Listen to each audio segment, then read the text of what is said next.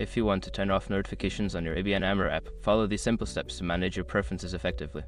Step 1. Open the ABN AMRO app. Launch the ABN AMRO app on your mobile device. Ensure you are logged into your account to access the settings. Step 2. Access settings.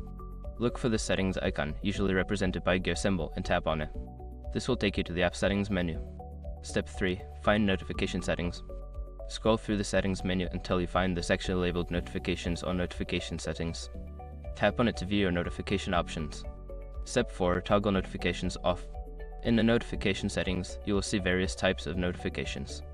Toggle off the notifications you wish to disable by switching the corresponding buttons to the off position. Step 5. Save changes. After adjusting your notification preferences, make sure to save any changes if prompted. Exit the settings menu to return to the main app interface. By following these steps, you can easily manage and turn off notifications in the ABN AMRO app, ensuring a more personalized experience.